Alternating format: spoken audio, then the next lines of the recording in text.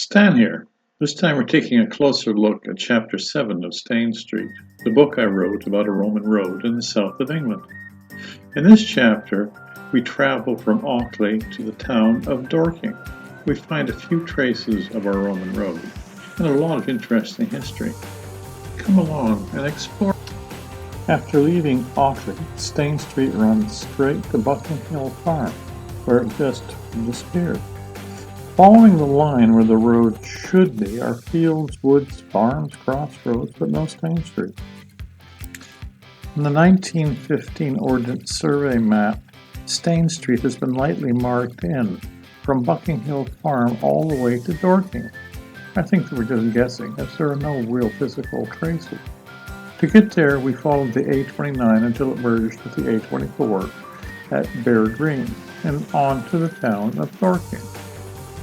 H.E. Winbolt's explorations in the 1930s show that after the road had turned to the east to avoid Leith Hill, it now turned back north. This was done not as a curve, but as a series of small turns with straight road between them. Here we come to the commuter town of Dorking. It was believed that there was a fort here like the ones at Alfodine and Hardham, but no traces are left. This is probably because the town center is built on top of it. It has a long history dating back thousands of years. Bronze Age tools have been found here, and it appears the farming flourished before the Romans came. The Romans did introduce the chicken to Britain. Queen Elizabeth's favorite is known as the Dorking cockerel.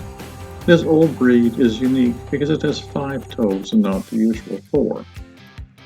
It is a town symbol now. According to the Domesday Book of 1086, the area was a holding of William the Conqueror. The Knights Templar and the Knights of St. John were very active here too. Once the turnpikes were built, rich Londoners bought land and built large country homes around the town. Some, like Falston Lacey, have been given to the National Trust.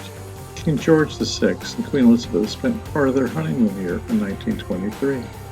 The home, now beautifully restored, is open to visitors to view the collection of artworks and to walk the paths around the estate. The Church of St. Michael, the third one built on this spot, is one of Dorking's most visible features. The bell tower with its clock can be seen for miles. Stane Street is believed to have run through a corner of the churchyard. Pieces of the road were often found when graves were being dug in the 1900s. Mole Gap is the break in the North Downs through which the River Mole flows. The Romans were the first to use this route. When they left, the route was not used again for centuries. Just north of Dorking, we come to a very pretty crossing of the River Mole.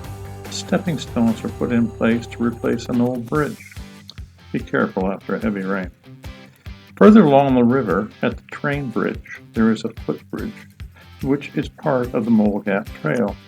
This is a very popular walk for those who want to enjoy the beauty of the Surrey Hills. We're going to take a little side trip on the North Downs Way, up Box Hill. The National Trust maintains the trails and facilities on the highest hill in the North Downs. The name comes from the box trees growing on the west slope. Stone and Bronze Age artifacts have been found on the hill. Views from here overlook the Mole River and the Surrey Hills. On the west side, we find the grave of Peter Lavier, a very interesting man. After a career in the British Army, he retired near Dorking.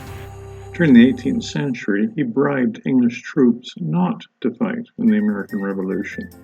He was so effective that the army had to hire German mercenaries. As he aged, he became more eccentric, notably ignoring personal hygiene. He was nicknamed the Walking Dunghill. He loved to walk Box Hill and meditate. Thousands attended his funeral in 1800. Believing the world was topsy-turvy, he was buried head down with no religious ceremony. That's it for Chapter 7. Next time we will get back onto Stane Street and get closer to London with a few surprises. As always, please like, share, and subscribe. If you want a copy of the book, I put a link in the description below. Until next time, this is Stan taking a closer look. Bye now.